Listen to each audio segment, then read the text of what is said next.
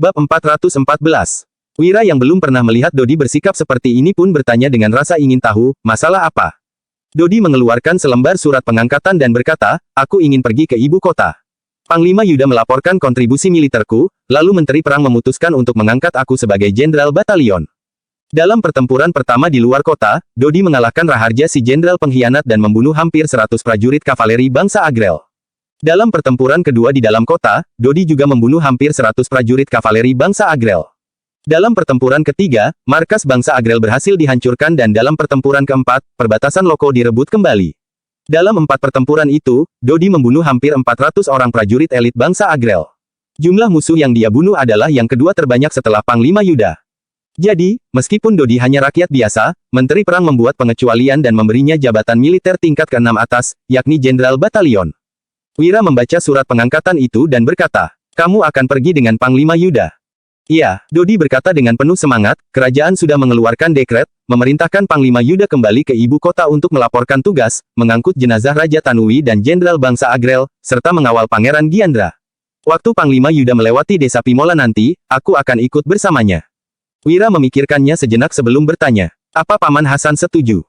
Hanya ada sedikit rakyat biasa yang akan menolak kesempatan dipromosikan menjadi pejabat militer tingkat ke-6 atas. Ayah nggak setuju dan menyuruhku tanya pendapatmu, ujar Dodi. Dia mengerutkan alis dan melanjutkan. Kalau kamu setuju, ayah akan mengizinkan aku menjadi pejabat di ibu kota. Bibir Wira tersenyum tipis dan bertanya, apa kamu tahu alasan ayahmu nggak setuju? Dodi menjawab dengan jengkel. Ayah bilang, urusan birokrasi itu rumit dan wawasanku terlalu sempit untuk terlibat di dalamnya. Ayahmu bilang begitu demi kebaikanmu sendiri, ujar Wira. Kemudian, Wira melanjutkan dengan suara rendah. Urusan birokrasi lebih rumit dari perang. Kalau nggak berhati-hati, kamu bisa mati. Lihat saja bagaimana nasib Panglima Dirga meski dia sudah memberikan begitu banyak kontribusi militer. Waktu itu, kita memenangkan pertempuran bersama Panglima Yuda dan mempertahankan kota pusat. Pemerintahan Jagabu. Tapi, orang kerajaan justru menempatkan Candika dan Cecep sebagai komandan. Apa kamu tahu alasan di baliknya? Dodi menggelengkan kepalanya dengan ekspresi kesal. Menurutnya, seorang prajurit hanya bertugas memenangkan pertempuran, masalah lainnya tidak penting. Ada banyak hal di medan perang di kota pusat pemerintahan Jagabu yang tidak Dodi pahami. Namun, dia tetap ingin keluar dan melihat dunia yang luas di luar. Wira berkata, coba lihat Panglima Yuda, seni bela diri, taktik perang, wawasan, dan kontribusi militernya 100 kali lipat lebih baik dari kamu, tapi, dia terus terjebak di rumah kecil itu. Apa kamu pernah memikirkan alasannya? Itu karena dia dijebak oleh pejabat pengkhianat. Lanjut Wira. Dodi berkata dengan kesal, Kak Wira, kalau kamu nggak kasih izin, aku nggak akan pergi. Wira mengibaskan tangannya dan berkata, pergi saja kalau kamu mau. Apa? Dodi bertanya dengan ekspresi tidak percaya. Kak Wira, aku nggak salah dengar, kan? Wira berkata nada serius. Tanpa melalui berbagai rintangan, bagaimana seseorang bisa bertumbuh dalam situasi sulit? Aku menasihatimu panjang lebar begini supaya kamu ingat untuk menggunakan otakmu saat berada dalam masalah di ibu kota. Dodi berkata dengan gembira, jangan khawatir, Kak Wira. Aku akan berhati-hati. Aku akan menulis surat malam ini untuk kamu bawa ke ibu kota, mungkin bisa berguna kalau kamu dalam masalah, ujar Wira. Kemudian, dia melambaikan tangannya dan berkata lagi, habiskan waktu bersama keluargamu dan sesama penduduk dusun dalam beberapa hari ini. Kita nggak tahu kapan kamu akan kembali lagi dari ibu kota. Kota pusat pemerintahan Jagabu hampir 500 km jauhnya dari ibu kota. Di era ini, bola balik dari kedua kota bukanlah hal yang mudah. Setelah pergi ke tempat yang sangat jauh, kebanyakan orang baru akan pulang setelah beberapa tahun berlalu. Dodi mengangguk dan berkata, Kak Danu, aku mau pulang menemui ibu dan adik-adik dulu. Di belakang Wira, Danu yang sedari tadi berdiri diam sambil mengerutkan alis mengangguk. Dia tampak ingin mengatakan sesuatu, tetapi ragu-ragu. Wira tersenyum dan berkata, ada masalah. Danu mengangguk dan menjawab, Kak Wira, temperamen Dodi terlalu meledak-ledak. Takutnya, dia membuat masalah di ibu kota atau dijebak oleh seseorang, lalu dihukum mati. Jangan khawatir, Panglima Yuda sudah diberikan gelar Amangkurat. Ada dia yang menjaga Dodi di ibu kota, Dodi akan baik-baik saja, ujar Wira. Kemudian, dia mengubah topik pembicaraan dengan berkata, bagaimana denganmu? Dodi sekarang menjadi pejabat, kamu nggak iri, kan? Danu lebih kuat dari Dodi. Jika bukan karena melindungi Wira, dia pasti sudah membunuh lebih banyak musuh daripada Dodi. Enggak, jawab Danu sambil menyeringai. Jabatan Jenderal Batalion tingkat ke-6 atas bahkan lebih tinggi dari Jenderal Militer. Posisi itu hanya setingkat lebih rendah dari Jenderal bohong jika mengatakan bahwa Danu tidak iri. Bab 415. Namun, jika Danu juga pergi ke ibu kota, siapa yang akan bertanggung jawab melindungi Kak Wira dengan mempertaruhkan nyawanya? Baik dia maupun ayahnya tidak bisa mempercayai orang luar. Jangan khawatir, setelah kita punya cukup personel, kamu juga bisa keluar dan belajar banyak hal. Ujar Wira. Sambil menepuk bahu Danu, Wira mengubah topik pembicaraan dengan berkata. Minta semua orang tidur lebih awal malam ini. Kita akan mengangkut garam ke kota besok pagi. Sudah saatnya kita membeli beberapa toko. Tanggung jawab atas hal-hal ini awalnya hendak Wira serahkan kepada Dian, tetapi sekarang Wira terpaksa harus mengurusnya sendiri. Wira sedikit kerepotan, ada banyak orang di bawah komando Wira, tetapi tidak satu pun dari mereka yang benar-benar mengerti tentang bisnis.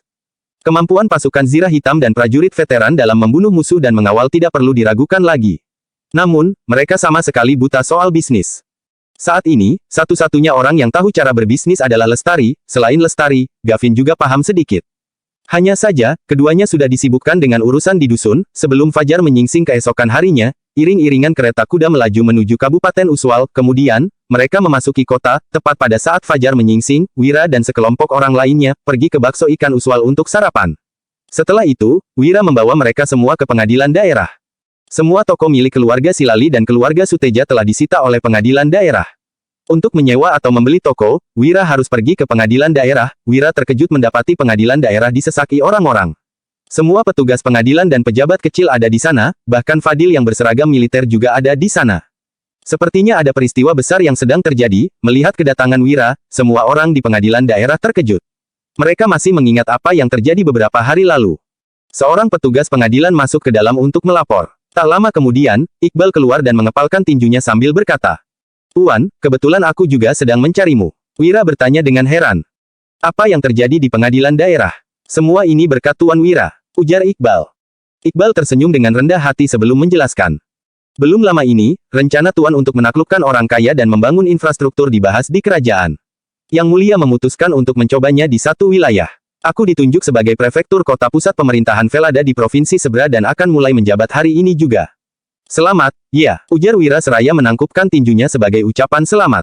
Namun, diam-diam dia memaki di dalam hatinya, Farhan bajingan. Aku sudah memberinya ide untuk menghasilkan uang, tetapi dia malah menyerahkan laporan macam-macam. Alhasil, namaku kembali muncul dalam diskusi orang-orang kerajaan, batin Wira. Dari Kaesang, Wira tahu bahwa faksi penasihat kanan sangat memusuhi dirinya. Dalam 2 bulan terakhir di Kabupaten Uswal, aku sudah belajar banyak dari Tuan. Sayangnya, aku belum mendapat kesempatan untuk membalas kebaikan Tuan. Iqbal menghela napas, lalu berkata, apa ada yang bisa aku bantu kali ini, Tuan? Setelah Wira menjelaskan maksud kedatangannya, Iqbal segera menyuruh orang-orangnya untuk mengambil semua akta kepemilikan toko. Baru-baru ini, toko-toko milik keluarga Silali dan keluarga Suteja digeledah satu demi satu. Hal ini menciptakan kepanikan di antara keluarga besar di kota itu. Alhasil, toko-toko ini belum laku dan harganya pun tidak mahal. Wira memilih dan langsung membeli semua toko di lokasi yang bagus. Setelah menyelesaikan semua urusan itu, Iqbal yang tidak lagi terbebani utang budi segera pergi. Wira, Fadil, dan para petugas pengadilan daerah pergi ke luar kota untuk mengantar Iqbal. Iqbal mengepalkan tinjunya dari luar kereta kuda. Fadil dan para petugas pengadilan membungkukkan badan berulang kali, menunjukkan rasa hormat mereka pada Iqbal. Mereka tidak tahu banyak tentang situasi di dalam istana. Mereka hanya tahu bahwa Iqbal telah naik jabatan dari pejabat tingkat ke-7 atas ke tingkat ke-4 bawah. Dengan naik jabatan sebanyak 5 tingkat sekaligus, masa depan Iqbal pasti cerah. Iqbal menoleh pada Wira dan berkata, Tuan, setelah berpisah hari ini, aku nggak tahu kapan kita akan bertemu lagi. Sebelum berpisah, aku punya satu permintaan yang akan merepotkan Tuan. Fadil dan para petugas pengadilan di sana tersentak. Bahkan setelah dipromosikan menjadi prefektur, Iqbal masih sangat menghormati Wira. Wira mengibaskan tangannya dan berkata, karena itu permintaan yang akan merepotkanku, lebih baik nggak usah dikatakan. Semua orang terdiam. Iqbal tercekat, lalu tersenyum kecut sambil berkata, sebelum perpisahan ini, aku mohon Tuan untuk membuatkan sebuah puisi. Puisi, Mengenang Dirga, yang ditulis Wira di gedung Asosiasi Puisi Naga telah membuat Iqbal terpesona. Saat dia mendapatkan kesempatan sekarang, mana mungkin dia akan melepaskannya. Membuat puisi, Wira berkata dengan alis berkerut. Aku nggak bisa. Bab 416. Orang-orang terpelajar zaman kuno seperti ini bahkan harus membuat puisi untuk mengantar orang lain saat berpisah. Kalau tahu begitu, lebih baik Wira tidak datang. Iqbal langsung berkata, Tuan, kalau kamu bicara begini, aku akan membongkar rahasiamu. 4 kalimat Wahyudi, yang kamu buat dan, Mengenang Dirga, dari gedung Asosiasi Puisi Naga sudah lama tersebar. Kamu masih bilang kamu nggak bisa membuat puisi. Apa? Seru para petugas pengadilan daerah yang terkejut. Mereka juga merupakan orang yang terpelajar. Meskipun tidak bisa mengikuti ujian kenegaraan, mereka pernah mendengar 4 kalimat Wahyudi, dan mengenang dirga. Puisi-puisi yang hebat ini sangatlah terkenal. Tidak disangka, ini semua adalah karya Wira. Fadil mengembuskan napas lega, lalu membatin, selama ini, aku pikir Wira punya senjata andalan, makanya Pak Iqbal begitu menghormati Wira. Ternyata hanya karena Wira mempunyai bakat seni. Kalau begitu, aku nggak perlu takut dengan Wira. Regan juga diam-diam berpikir, ternyata Tuan Wahyudi punya bakat di bidang sastra dan militer. Coba aku pikirkan sebentar, ujar Wira. Selama ini, Iqbal telah banyak membantu Wira sehingga Wira pun mulai memutar otak. Dia tahu cukup banyak puisi perpisahan, tetapi kebanyakan kurang cocok dengan situasi saat ini. Setelah merenung beberapa saat, Wira baru berseru. Ini judul puisi untuk Iqbal, selamat sampai di tujuan. Ambilkan kuas, teriak Iqbal. Kemudian, bawahannya membawakan kuas dan kertas, Wira mulai menulis seraya membacakan puisinya. Gunung terlihat gagah menjulang penuh dikdaya, pepohonan hijau berbaris menanti sang matahari. Ketika terucap salam perpisahan, jarak kita pun makin membentang. Kita tak selamanya bersatu, tapi hati kita akan tetap bersama, selamat berpisah teman, perpisahan ini hanya membuka lembaran baru. Iqbal sangat senang saat melihat Wira membacakan puisi sambil menggerakkan kuasnya. 6 orang terpelajar benar-benar kagum pada Wira. Bagus, luar biasa, hebat. Wira diam-diam merasa tidak berdaya. Ini adalah puisi perpisahan karya penyair terkenal. Mana mungkin tidak bagus. Hanya saja, puisi-puisi bagus ini akan makin berkurang setelah dipakai. Benar-benar disayangkan. Fadil dan para petugas pengadilan daerah juga pura-pura mengangguk. Sebenarnya, mereka tidak terlalu paham. Terima kasih, Tuan. Dengan puisi ini aku bisa terkenal. Ucap Iqbal yang menerima puisi yang dibuat Wira dengan sepenuh hati. Kemudian, Iqbal memberi hormat kepada Wira. Sebelum berangkat, aku mau memberikan hadiah. Setelah meninggalkan Kabupaten Uswal 10 km, kamu baru buka hadiahnya, pesan Wira. Dia menyerahkan sebuah kotak kayu kecil, lalu pergi bersama anggotanya. Iqbal yang memegang kotak kayu memandang sosok Wira yang menjauh lalu dia memberi hormat lagi. Sementara itu, Fadil dan para petugas pengadilan juga memberi hormat. Kemudian, Iqbal pergi dengan menjalankan keretanya. Setelah mengantar Iqbal pergi, para petugas pengadilan menatap Fadil, lalu memberi hormat sembari berujar. Salam, Pak Fadil. Iqbal naik pangkat dan Radit bunuh diri. Jadi, Fadil yang mewakili posisi Patih. Sebelum Patih baru datang, jabatan Fadil paling tinggi di Kabupaten Uswal. Hahaha, kalian nggak perlu sungkan. Aku hanya menggantikan posisi Patih untuk sementara, kata Fadil dengan bangga. Satu tangannya diletakkan di belakang punggung dan satu tangan lainnya diangkat. Fadil terlihat sangat puas. Saat Fadil datang bertugas di Kabupaten Uswal, ada Radit yang berkuasa sewenang-wenang dan ada Iqbal yang berusaha menyingkirkan Radit. Fadil yang merupakan jenderal militer tidak bisa bertindak semaunya. Sekarang, kedua atasan Fadil sudah pergi. Akhirnya, dia telah melewati masa-masa sulit ini. Saat ini, Iqbal adalah penguasa Kabupaten Uswal. Sementara itu, Iqbal terus membaca puisi berulang kali. Gunung terlihat gagah menjulang penuh dikdaya. Kemudian, dia membuka kotak kayu setelah mencapai 10 km di luar Kabupaten Uswal. Iqbal langsung merasa terkejut. Di dalam kotak kayu, terdapat selembar surat, 10 keping emas, dan uang sebanyak 1 juta gabak. Iqbal membuka surat sambil gemetaran dan membaca isi suratnya. Kamu sudah memanggilku, Tuan, begitu lama, ini hadiah yang kuberikan kepadamu supaya nggak sia-sia kamu memanggilku seperti itu. Uang bisa membuat hidup seseorang stabil dan manusia sering mendapatkan masalah. Sehebat apapun seseorang, juga akan kesulitan kalau nggak punya uang. Orang yang berkuasa juga berbuat salah karena masalah ini, jadi kamu simpan uang ini keperluan mendesak. Kurung siku tutup. Iqbal naik pangkat, Radit bunuh diri, dan Fadil menggantikan posisi Patih untuk sementara waktu. Situasi di Kabupaten Uswal sudah berubah, banyak orang kaya yang mengunjungi Radit di kediamannya. Wira juga sibuk seharian. Dia pergi memeriksa berbagai toko terlebih dahulu, lalu membuat rencana toko mana yang cocok dibuka kembali dan mana yang cocok dijadikan toko garam. Pekerjaan ini tidak bisa diselesaikan dalam waktu beberapa hari. Jadi, Wira memutuskan untuk tinggal di kota. Keesokan harinya, Wira yang menyiapkan hadiah datang ke kediaman keluarga Wibowo. Dia berencana untuk mengunjungi Dian. Setelah bersama begitu lama dan melewati saat-saat sulit, Wira dan Dian telah menjadi teman. Ketika Wira menyebutkan nama lengkapnya, raut wajah pelayan seketika berubah. Pelayan itu segera masuk untuk menyampaikan pesan Wira. Bab 417. Pelayan tersebut bergegas masuk ke kediaman sambil berteriak. Pak Supri, Wira datang. Dia mau cari Nona Dian. Reputasi seseorang benar-benar penting. Wira memusnahkan desa 3 harimau dan keluarga Silali, lalu menjadi terkenal di Kabupaten Uswal. Beberapa hari yang lalu, Wira menerobos kediaman keluarga Suteja dan pengadilan daerah. Dia juga mendesak Radit hingga mati. Itulah sebabnya, nama Wira terkenal di seluruh kabupaten. Bahkan, para pelayan di berbagai kediaman pun kenal dengan Wira. Supri sangat gembira, lalu berpikir sejenak sebelum berucap. Baguslah kalau dia datang. Kamu panggil Aswin. Pelayan itu mengiyakan. Kemudian, dia yang sedikit bingung bertanya. Apa kita nggak memberitahu Nona Dian? Wira datang untuk mencari Dian. Kenapa Supri tidak memanggil Dian malah memanggil Aswin? Ekspresi Supri menjadi muram dan dia berpesan. Jangan banyak tanya lagi. Ingat, jangan beritahu Dian dulu Wira datang. Pelayan itu pun segera pergi. Supri tersenyum sinis, lalu bersenandung dengan santai. Kemarin, Dian sudah menyerahkan kekuasaan keluarga Wibowo kepada Supri. Malam harinya, Supri juga pergi menemui Fadil dan dia sudah menjamin akan mendukung Supri. Saat ini, keluarga Silali dan Suteja di Kabupaten Uswal sudah dimusnahkan. Jadi, keluarga Wibowo yang berkuasa. Sekarang, Wira juga datang. Ketika waktunya benar-benar pas, semua hal akan berjalan lancar, sementara itu, Wira, Dodi, dan 3 tentara senior pasukan Zirah Hitam sedang menunggu di luar kediaman keluarga Wibowo. Dodi yang membawa hadiah tampak tidak senang. Dia berkomentar. Nona Dian sok sekali. Kita sudah menunggu 1 jam pun dia belum keluar. Selagi masih berada di Kabupaten Uswal, Dodi datang mengantar Wira untuk menghabiskan waktu bersama Wira. Bagaimanapun, setelah kembali ke ibu kota kerajaan, entah kapan mereka bisa bertemu lagi.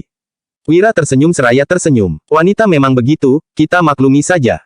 Di kehidupan sebelumnya, setiap kali Wira janjian dengan teman wanita, temannya itu selalu belum selesai berdandan saat waktunya tiba. Meskipun Wira dan teman wanitanya itu bukan pasangan kekasih, Wira bisa memahami wanita yang suka berdandan. Dodi dan 3 tentara senior pasukan Zirah Hitam kebingungan, pada saat ini, pelayan berlari keluar. Dia memandang Wira dengan tatapan aneh sambil mempersilakan Wira masuk.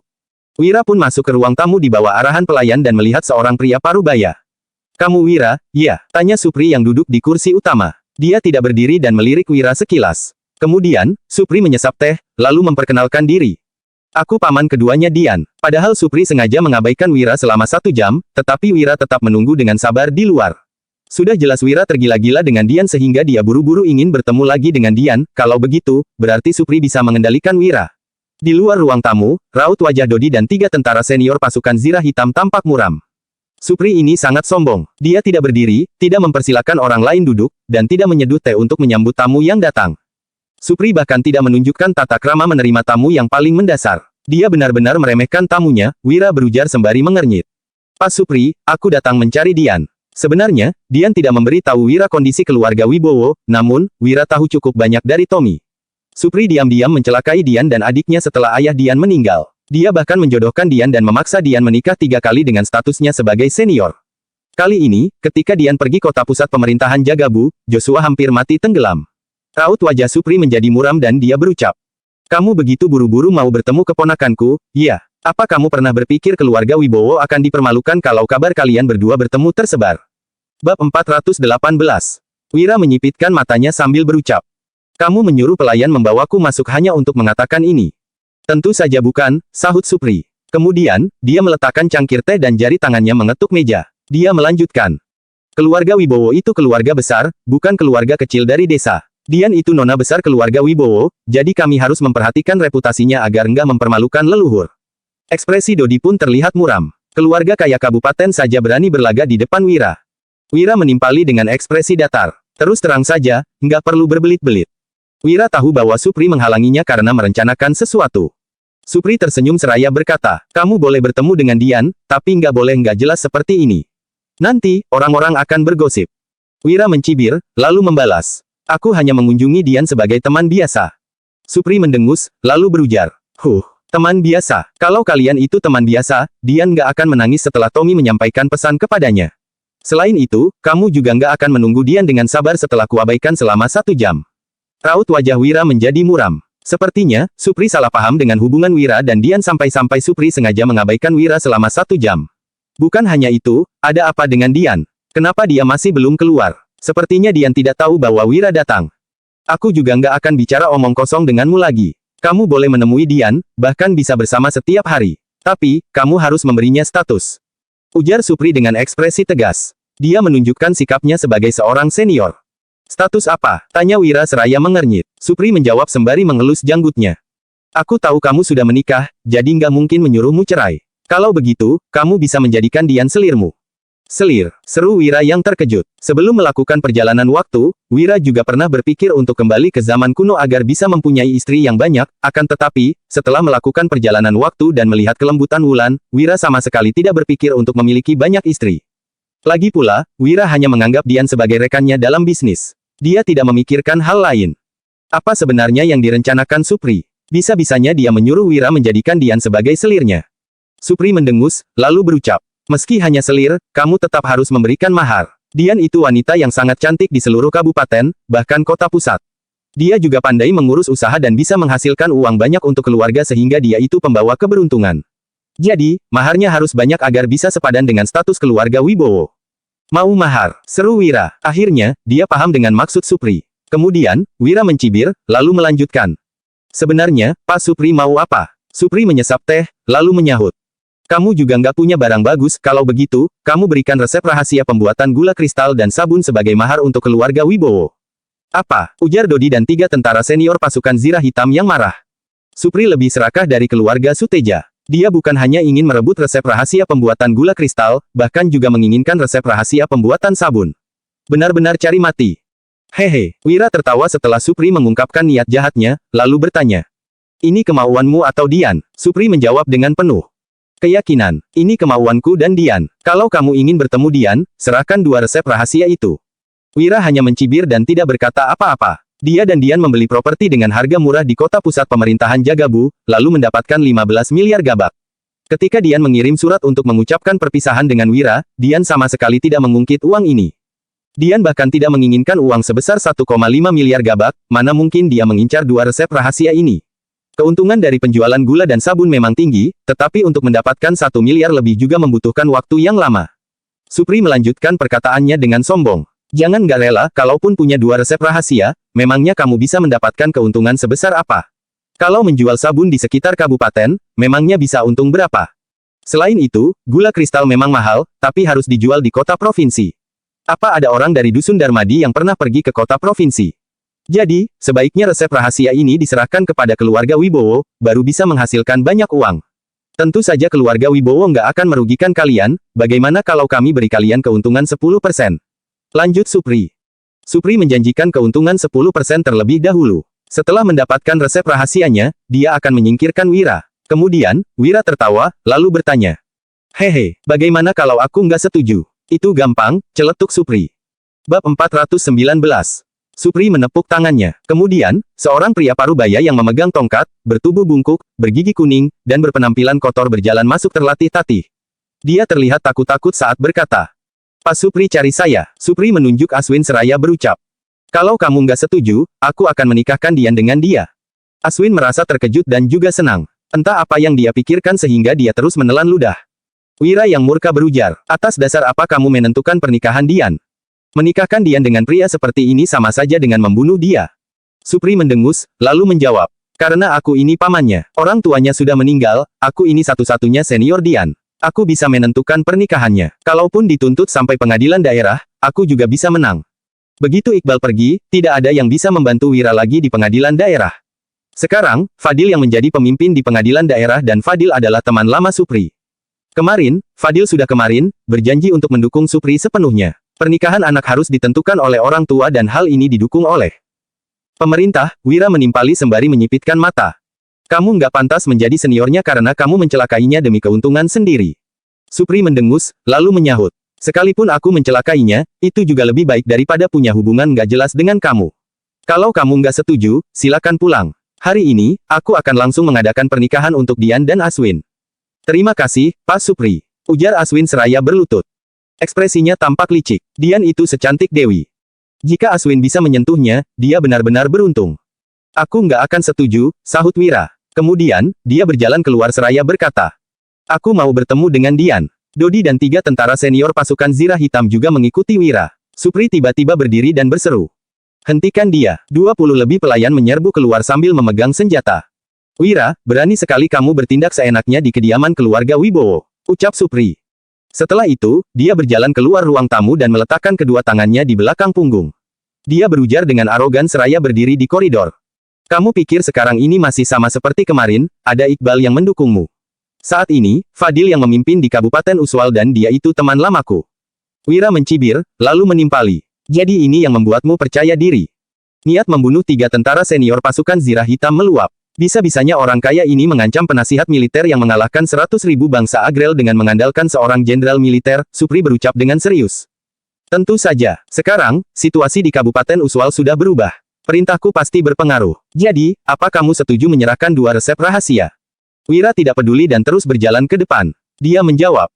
Enggak, tunjukkan saja trikmu. Sementara itu, Dodi dan 3 tentara senior pasukan Zirah Hitam melindungi di kedua sisi Wira, raut wajah Supri menjadi muram dan dia membentak, dasar enggak tahu diri.